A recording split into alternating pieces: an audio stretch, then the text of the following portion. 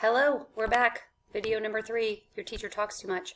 All right, I think we're on page 56 and 57. We were talking about the shepherd. The messenger was like, this shepherd handed him over to me. Page 58 and 59, the same. He was a herdsman of that king. And remember, this is a messenger who came over and said, knock, knock, knock. I'm from Corinth. Polybus is dead. This is bittersweet news. Yes, he died, but you get to be the king now.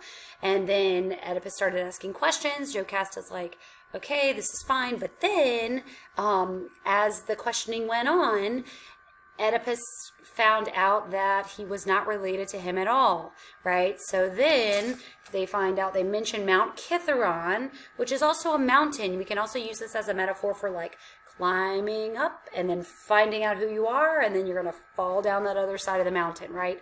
Because Oedipus and Jocasta are sort of on this journey, more so Oedipus, but to find out who he is. So it's a quest, climbing up the mountain, and then of course, that was the mountain that he was exchanged at. And so this messenger says, I was a shepherd. I got him from another shepherd. Okay, so Oedipus is like, hey, does anyone here know the herdsman he's talking about?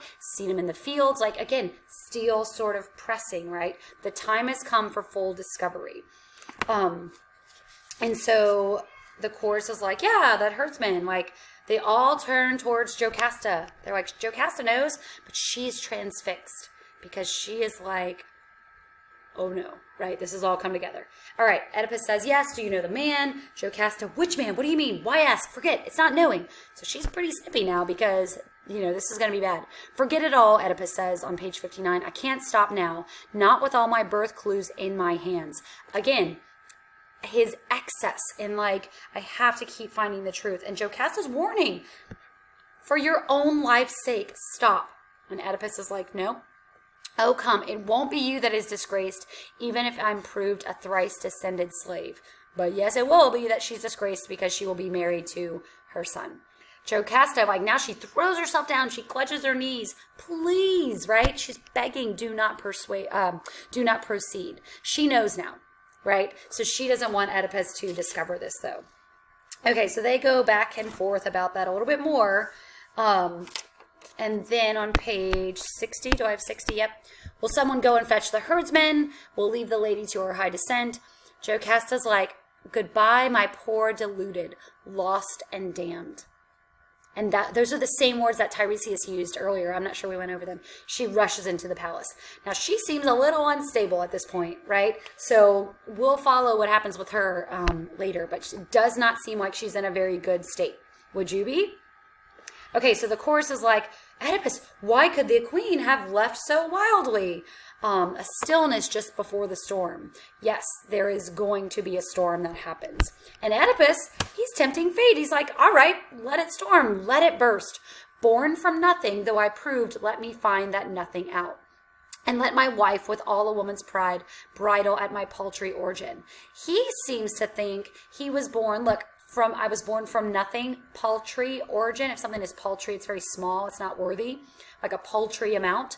So he's thinking he maybe doesn't come from royalty, right? Like he just was this baby sort of given up in the mountains.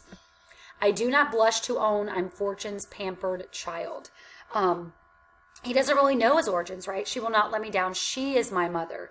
So basically, he's kind of saying fortune is his mother, right? He doesn't have an existence. My fealty to that family makes me move true to myself. My family I shall prove. Again, relentless.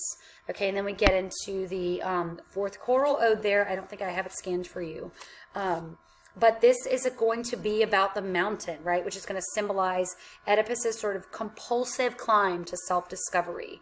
And they are going to celebrate, like, who could he be, right? This is in the description on page 60. They imagine themselves celebrating his origins, but really, I mean, it's not going to be that, right? And so they have some allusions there, sort of this like shepherd imagery that happens, and that's where you're stopping now. So next week you'll be reading the 4th episode and the rest of the play, and I will not be narrating that, so it is all on you.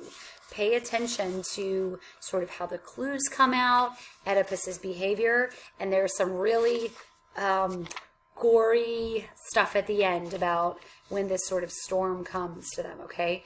So pay attention to imagery and light and dark references. And then at the very end, the chorus is going to give us sort of the lesson here, right? Like what we're supposed to take from it. Okay, so thanks for being great students. See you later.